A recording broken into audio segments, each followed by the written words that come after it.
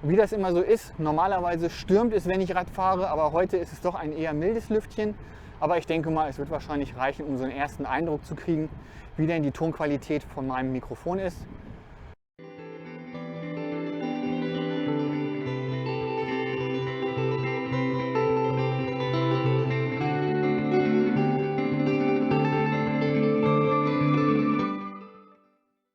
Hallo, herzlich willkommen bei Fahrradkram. Mein Name ist Andreas und ich nehme euch heute nicht nur mit auf eine Radtour, sondern ich zeige euch heute auch mein neues Gadget.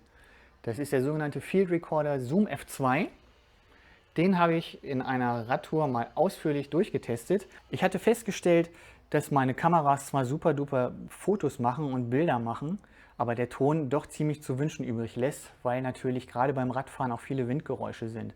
Ich hatte schon mal mit so einem Lavalier-Mikrofon herumexperimentiert, hatte es damals an mein Smartphone angeschlossen, aber das war mir dann irgendwie alles zu klobig und naja, ich wollte es ein bisschen kleiner und praktikabler haben. Da bin ich dann auf dieses Gerät hier gestoßen, das ist gerade mal so groß wie so eine Ladeschale für Apple AirPods, vermutlich noch nicht mal. Und es hat hier hinten so eine schöne Klemme, das heißt, ich kann es mir entweder einfach in die Tasche stecken oder ich kann es mir an den Gürtel machen und habe es dann immer gut dabei, ohne dass es wirklich im Weg ist. Ja, ich würde sagen, wir gehen einfach erstmal auf Tour und danach melde ich mich dann nochmal so mit meinen Eindrücken und meinem ersten Fazit. Kleiner Disclaimer, ich habe mir das Gerät selber gekauft von meinem eigenen Geld, deswegen kann ich hier ganz unvoreingenommen und ganz kritisch darüber berichten und das werde ich auch.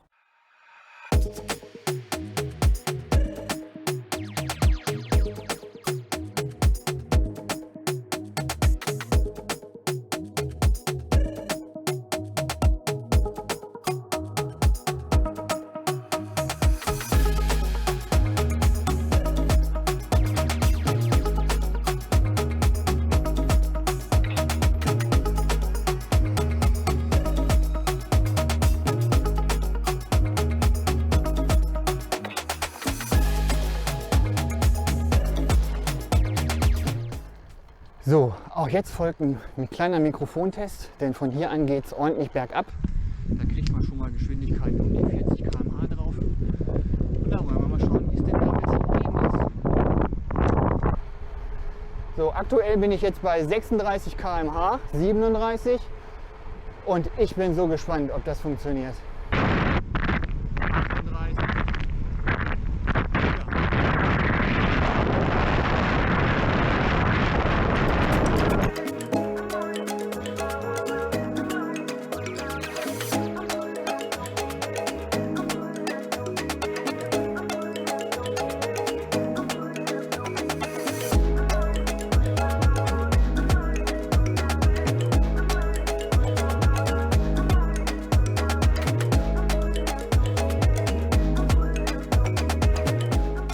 Kleiner Zwischenstopp von mir jetzt hier direkt an der Leine. Eine meiner Lieblingsbrücken, ist zwar ein bisschen morsch, hält aber durchaus noch mein Gewicht, immerhin. Auf alle Fälle eine von den schöneren Ecken der Leine.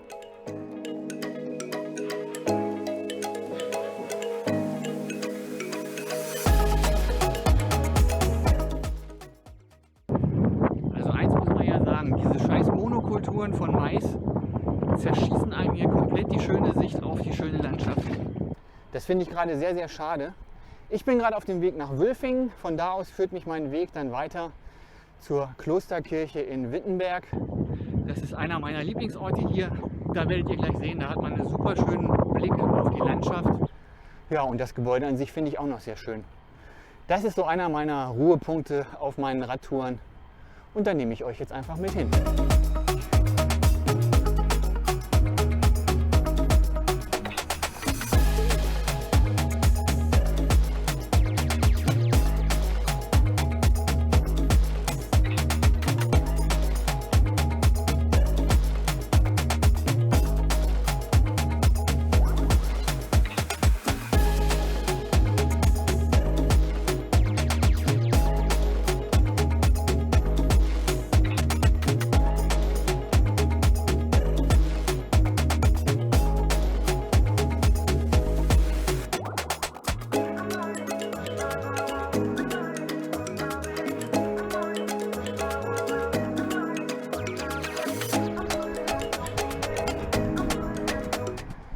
eigentlich wäre hier jetzt gerade mal ein guter Punkt zu testen, wie das denn mit Straßenlärm ist. Ich fahre hier gerade direkt an der B3, stark befahrene Straße. Das ist natürlich auch interessant, inwieweit das Mikrofon hier irgendwas rausfiltert.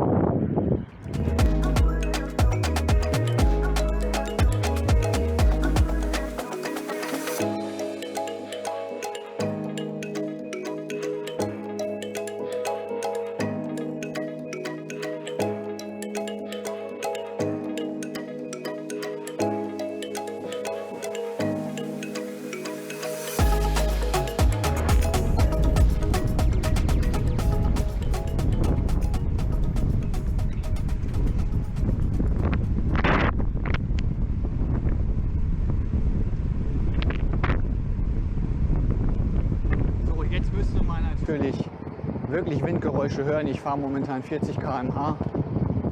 Ich kann mir nicht vorstellen, dass man da keine Geräusche hört.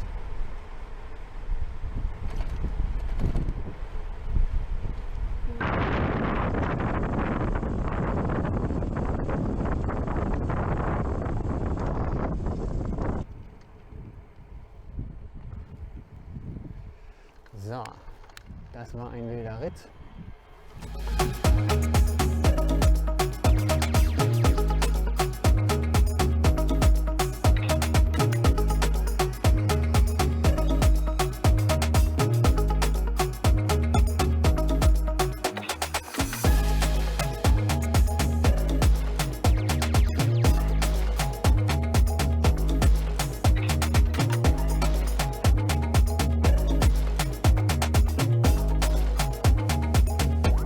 Hier quere ich jetzt zum zweiten Mal die Leine und diesmal sogar mit einem Schloss im Hintergrund.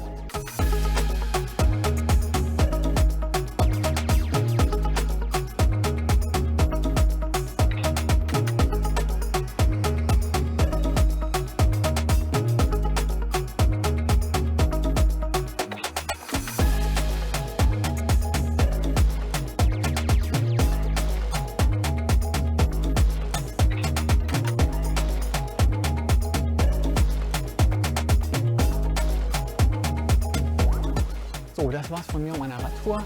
Insgesamt waren es 41 Kilometer und jetzt heißt es ab in den Schneideraum, gucken, was der Ton macht.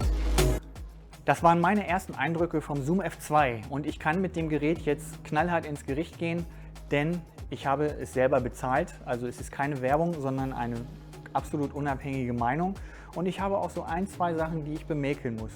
Auf der einen Seite ist es echt super toll, ein Gerät zu haben, das man einfach irgendwo hinpackt und es dann komplett vergisst, weil es wirklich nicht auffällt. Ihr denkt ja auch, es ist so klein, es kann ja auch nicht wirklich viel wiegen. Also das größte Gewicht, das da drin ist, das sind halt die 2 Batterien und der Rest ist so eine kleine Platine. Das wiegt absolut nichts und es fällt wirklich absolut nicht auf. Das heißt, während der Fahrt habe ich es überhaupt nicht gemerkt. Was hat mir an der Kamera gefallen? Zum einen, was ich noch gar nicht erwähnt habe, die Kamera nimmt mit 32 Bit auf. Fragt mich nicht, was das für eine Magie ist, aber es ist wirklich magisch. Das heißt, ich kann, egal wie laut ich in dieses Mikrofon reinrede, es verzerrt nicht. Also ich könnte jetzt auch richtig laut hier reinschreien. Natürlich wird die Lautstärke dann in der Aufnahme höher, aber ihr werdet merken, in der Nachbearbeitung, es wirkt nicht verzerrt.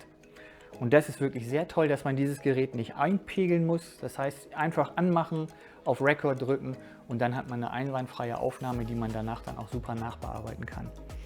Kommen wir zu den Sachen, die mir gar nicht gut gefallen haben. Da hätten wir als allererstes diese USB-Buchse. Es ist die USB-C-Buchse des Todes. Auf der einen Seite super, dass es einen standardisierten Anschluss hat, auf der anderen Seite scheiße, weil der Datendurchsatz wirklich schlecht ist.